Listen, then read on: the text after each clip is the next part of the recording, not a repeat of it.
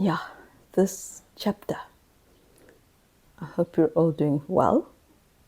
I really hope all of this is touching us where it should.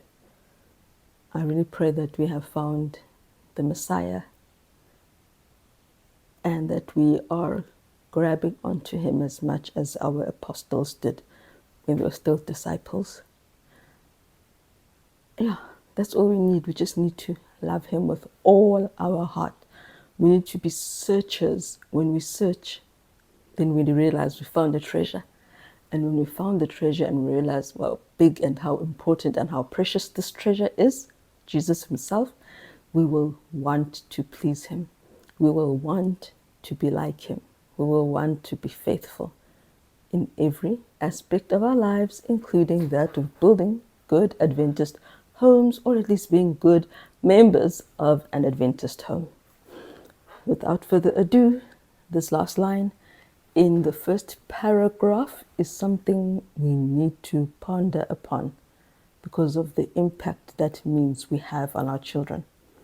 Next to God, the mother's power for good is the strongest known on earth.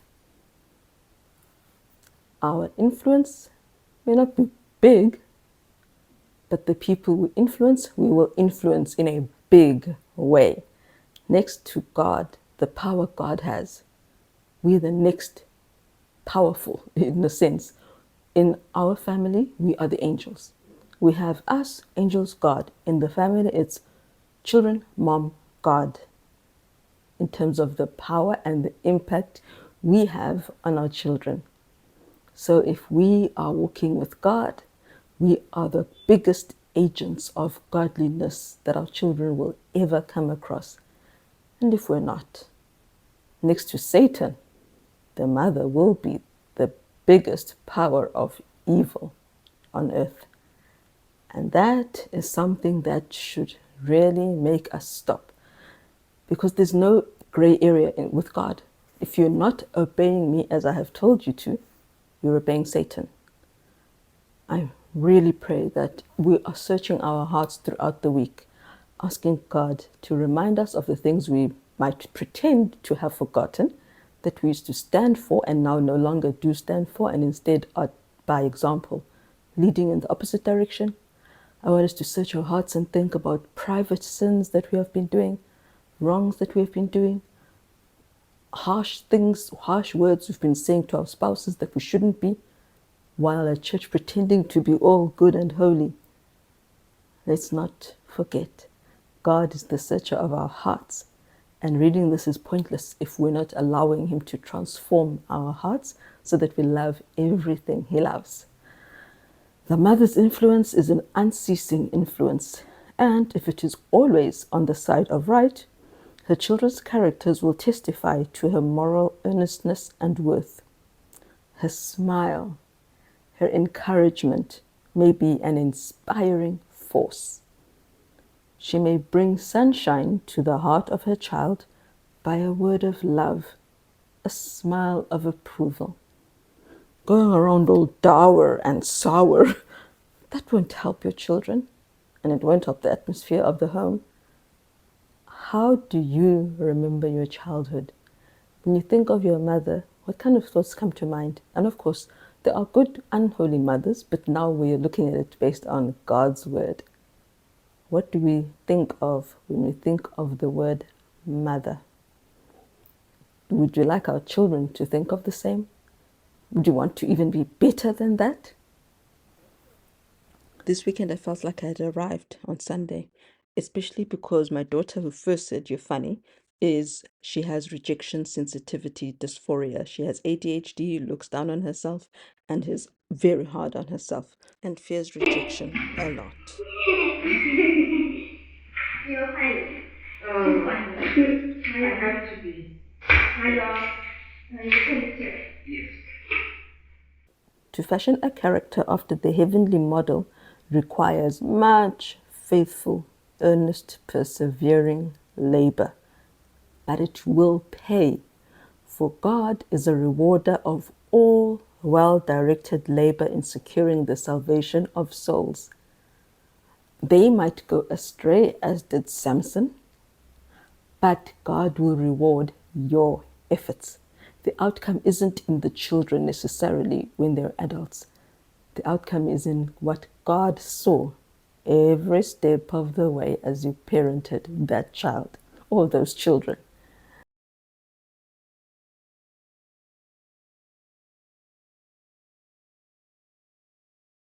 The child is more readily impressed by the life and example of the mother than by that of the father, for a stronger and more tender bond of union unites them.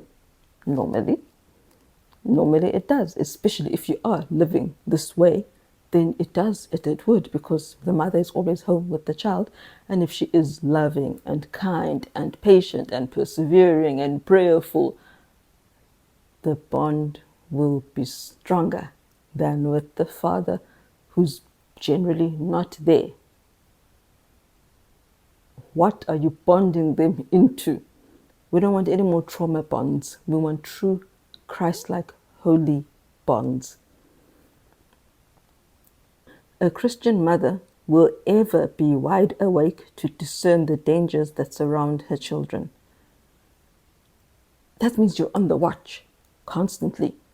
Okay, if they're at church, what are they doing? For example, with me, I'd actually been quite lax because I didn't know what people are being exposed to, what other children are being exposed to, until I knew, and it was disgusting. So you should be more aware, and sometimes you can't, like, I don't know what's the word? You can't foresee things. There was a person who now has gone astray with their children, but this person said that there was his child sitting in a church sister's car, but the music that was playing was not very church-like or holy. Just in those few minutes, she came out with this song. So unfortunately, anything can happen. So we really need to be aware, on the lookout. That means we're kind of helicopter parents, but not hovering over our children, but we are watching and listening. What are they hearing? Should I send them there? What will they see if I send them to that shop? If they do visit so and so, what will they be exposed to? Is that the right church? Or should we rather go to this small group, this small brethren, this small congregation? What is best? And what about clothing? What example am I giving them? What's the best I can do? Where is the danger coming from? And we can only know where the danger is coming from if we know what the danger is, which means we have really got to study. Then we'll know this is wrong. Therefore, let me give them or guide them to the right. We won't know what's wrong if we don't know what's right. We don't know, and if we don't read, because God tells us. He has made it so plain. He has made it so clear what is dangerous to our children. And what is dangerous to our children is not only the air, the pollution, it's the people, big and small. So we mothers have to be aware, awake, and protect our children, not only from the bad guy, not only from the kidnapper, but from the one who would want to snatch their souls away from God. It is a big work, and it requires a lot of strength to watch for your soul and for the soul of each of the children God has placed in your care. If they go to occupational therapy, what are they hearing? As if you're me, anyone can go to occupational therapy, be it for cerebral palsy, more physical things, or for neurodevelopmental issues. What kind of therapist are they going to? We really have to think twice and analyze. That's the thing I wanted to say, analyze. If you send your child to school or plan to, analyze. What will they learn? What will they learn? What will they gain? What will they lose? If I'm choosing a curriculum, what will they gain? What might they lose? Which curriculum is best? Everything has an impact. And so we have to be extra aware, thoughtful in every way, intentional in every way, planning, purposeful, on God, and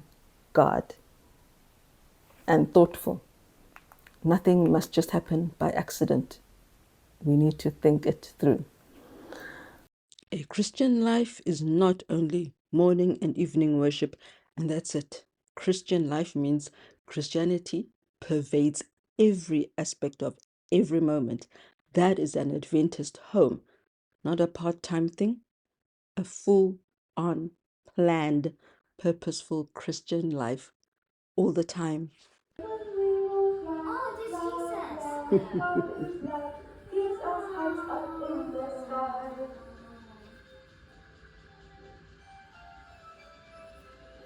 Love, love, God is love, He will take us far away. Love, love, God is love, if we like it all the day.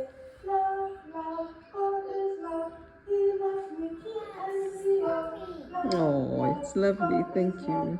He loves Annie and Lelo. It's a lot. It's a lot. She will keep her own soul in a pure, holy atmosphere. If you are not in a pure, holy atmosphere, your senses become dulled.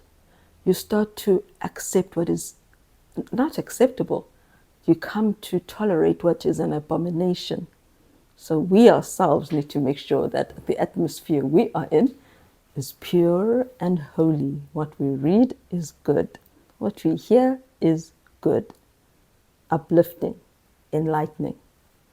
She will regulate her temper and principles by the word of God and will faithfully do her duty, living above the petty temptations which will always assail her. Don't let yourself be overcome by minor things that children do. Don't lose your temper over things that will always happen. Yeah, I just thought of my experiences and the things I share that the children do. And I've had quite a few people say, wow, I would just be yelling at them all day long. Or I've got someone whose children do things not even half as bad, and she does yell at the children all day long. We will rise above those petty temptations. And we will regulate our temper and principles by the word of God, faithfully doing our duty. We will not sleep, neither slumbering nor sleeping, just like our Lord. We will be away. Many times in the day is the cry of Mother, Mother, heard from first one little troubled voice and then another. In answer to the cry, Mother must turn here and there to attend to their demands. One is in trouble and needs the wise head of the mother to free him from his perplexity. Another is so pleased with some of his devices, he must have his mother see them, thinking she will be as pleased as he is. A word of approval will bring sunshine to the heart for hours. Many precious beams of light and gladness can the mother shed here and there among her precious little ones. How closely can she bind these dear ones to her heart, that a presence will be to them the sunniest place in the world. But frequently, the patience of the mother is taxed with these numerous little trials that seem scarcely worth the attention. It's hectic, man, and they don't outgrow it. They don't outgrow it. It will be there forever. If they are bonded to you, they will forever be telling you these little things that matter to them. And everyone will want to have their say. They're not all going to stand in a line or wait for wherever they are, university, and think, okay, now mom is free, let me text her. It's all coming at you. And you can't think. And at that moment, it's not like you're a statue. You also are having your plans. You're planning the menu. You're planning this. And there's someone talking at you, showing you this, breaking that. You have to live the insanity to understand how much of a burden it is. And this poor mother goes through it day after day after day. Mischievous hands and restless feet create a great amount of labor and perplexity for the mother. She has to hold fast the reins of self-control, or impatient words will slip from her tongue. She almost forgets herself time and again, but a silent prayer to her pitying Redeemer calms her nerves, and she is enabled to hold the reins of self-control with quiet dignity. That is the missing link. I had someone who, it's almost like they felt they were Jesus, and they were saying, how do I stop myself from always shouting? If you feel that you are Jesus, you forget to talk to him. You think you can do it all on your own. But if you remember, these are God's children. It needs to be something you tell yourself all the time. These are God's children. I chose to have them. They are little. Their minds are little. Remind yourself of the science about how the brain only matures after age 25. Remind yourself when they make poor decisions, when they're constantly harping on at you. And calm down. Breathe a prayer if it is overwhelming, and God will help you. She speaks with calm voice, but it has cost her an effort to restrain harsh words and subdue angry feelings, which, if expressed, would have destroyed her influence, which it would have taken time to regain. Children are sensitive. Any negative, the more the negatives pile up, the harder it is for the child to trust.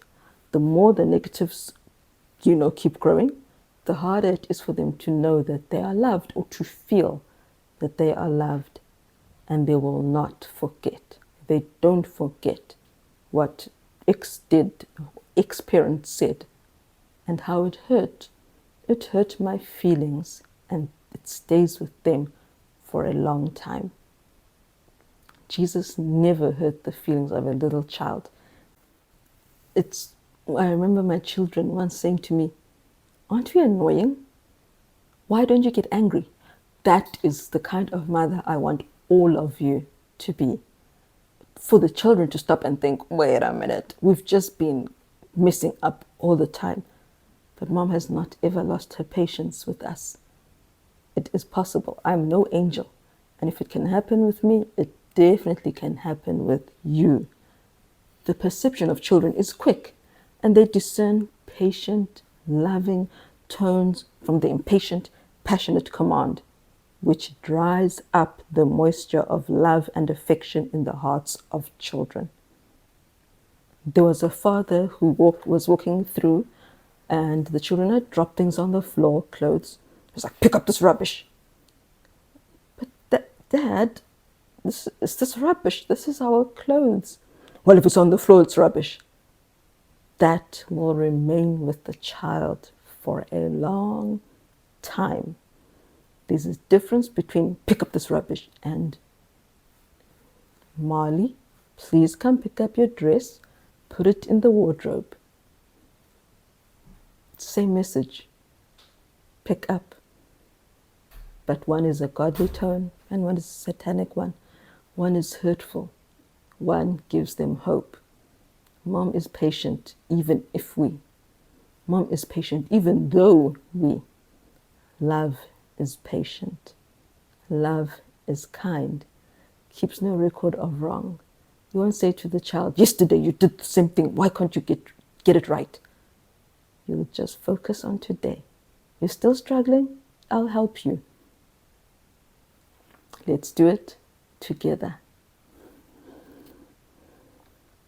The true Christian mother will not drive her children from her presence by her fretfulness and lack of sympathizing love. And boy, do you drive your children away when you're not gentle and tender, always. They will come to know you as that scary person who doesn't love them.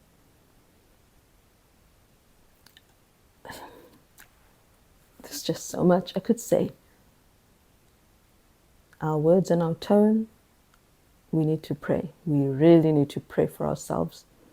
Being right doesn't matter if we're right in the wrong way. Not for our children. The day of God will reveal. Mothers, awake to the fact that your influence and example are affecting the character and destiny of your children, and in view of your responsibility, develop a well-balanced mind and a pure character, reflecting only the true, the good, and the beautiful. And that is why, my friends, I have to be honest. Christian parents who ask me, what philosophy are you using for homeschooling? They've already lost it. If we're Adventists, as they are, there is only one philosophy we should be using. Child guidance, Adventist home, fundamentals of Christian education. Our philosophy is God, not Charlotte Mason, not whoever. It's God. Timothy Moore? Dr. Moore, Raymond Moore. You can use his philosophy because his philosophy is built on the spirit of prophecy. That's the philosophy to use. That's the curriculum to use. One that will come close as possible to what God has said, but will not make you run afoul of the law. You don't want your children taken from you and put in foster care or sent to school because you're too rigid. The mother's work often seems to her an unimportant service. It is a work that is rarely appreciated. Others know little of her many cares and burdens. Her days are occupied with a round of little duties, all calling for patient effort, for self-control, for tact, wisdom, and self-sacrificing love. Do you know how tiring that is all day long, every day? And the children aren't exactly thankful either. So you have to keep being patient, self-control, tact, wisdom, self-sacrificing love, giving up this. The difference between a mom and a dad, the mom will wake up, do the laundry, and take care of the children's food. The man will wake up and make sure he's eating. That's the difference between a mom and a dad. What kind of a mom are you? The one who nurtures and sacrifices her breakfast time, if you have to, if you can't eat with them? Or the one who says, we'll just wake up at 10. Let them just play and mess around and be naughty, as long as I get to enjoy my lie-in until 10 a.m. in the morning. And what are the children doing until 10 a.m.? Who cares? Self-sacrificial love means foregoing our own pleasure to make sure the children are engaged in good behavior. She has earned also that they feel loved. They're not also ignored.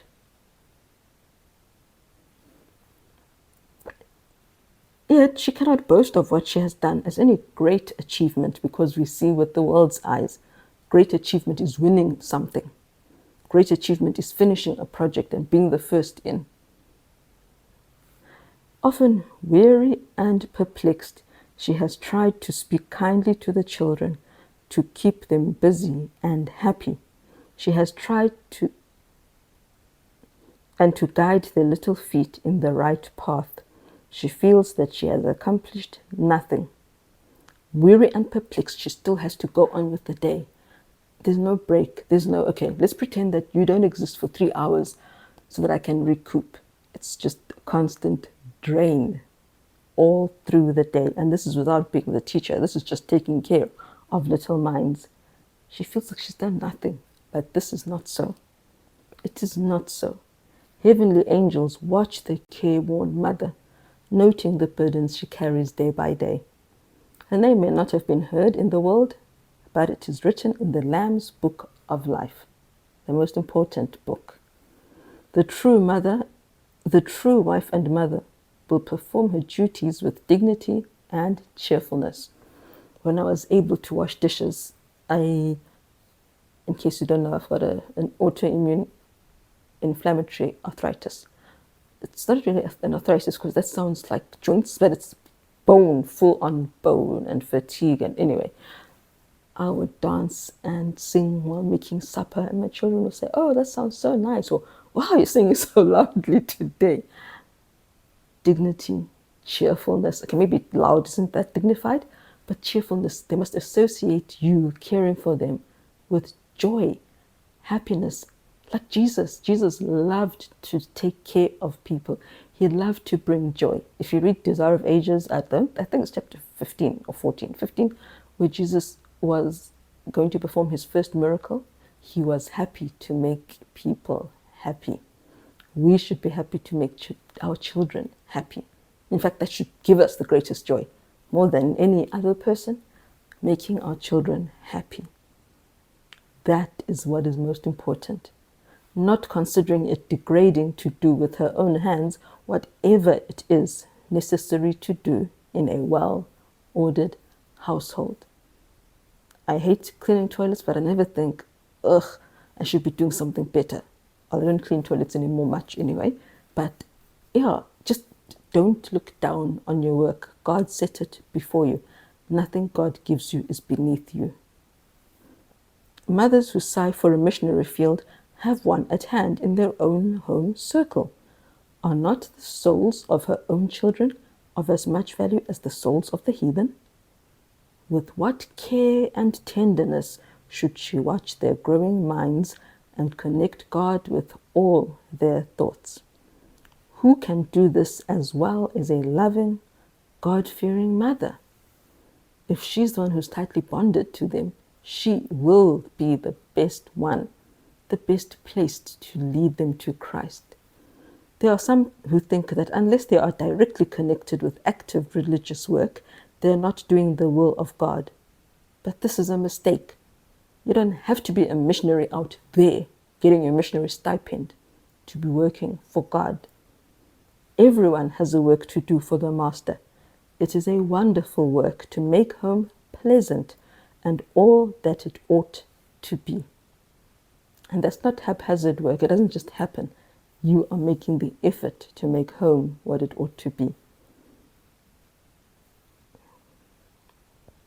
If you ignore your duty as a wife and mother and hold out your hands for the Lord to put another class of work in them, be sure that He will not contradict Himself. He points you to the duty you have to do at home. If you have the idea that some work greater and holier than this has been entrusted to you, you are under a deception. Home. I've seen Catholic mothers, they get it. Home is sacred. I don't see that amongst us Adventists. There was a time I joined so many head-veiling mothers, Christian homeschooling mothers. Where were the Adventists? They loved the feminine duties, the feminine dressing. They were the closest to what God has taught us, and they were at peace. They weren't wishing, oh, I wish I could be out there preaching. I should be. There is no should be.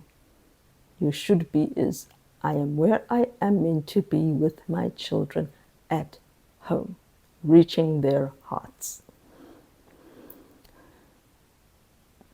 Be sure that those who are neglectful of their duty in the home circle are not prepared to work for other souls. And this is a principle we see everywhere. He who would be a saint in heaven must first be a saint at home, not a saint at work or a saint at church, but at home. The Lord has not called you to neglect your home and your husband and children. He never works in this way, and He never will.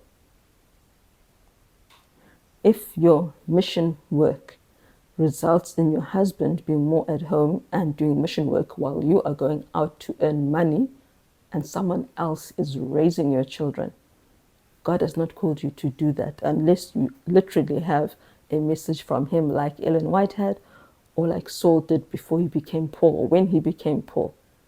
Unless you have strong word from God, you're not doing what you should be doing at all. Do not leave them to become demoralized by improper associations. Don't risk it. That extra karate lesson has that other child who will tell them something. They'll have a 2-minute discussion after the end of karate. Don't go there. And your child is demoralized. Do not leave them to become demoralized by improper associations and to harden their hearts against their mother. The world teaches rebellion. Teenagers teach each other rebellion.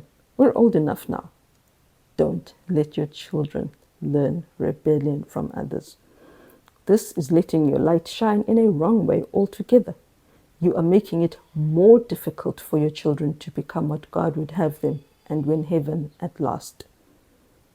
When you disobey God in how you are raising your children or not raising them, you are making it more difficult for them to become what God would have them.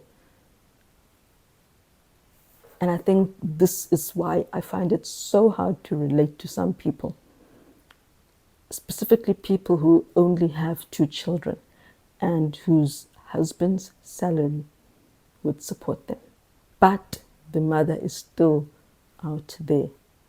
Though we all know that the salary would support them even without even changing their lifestyle in terms of where they're living. I really find it hard to relate when these people know what God has said, because this is as rebellious as taking a tot of whiskey. God is not pleased. Much of the malformation of an ill-trained child's character lies at the mother's door. The mother should not accept burdens in the church work which compel her to neglect her children. The best work in which a mother can engage is to see that no stitches are dropped in the training of her children.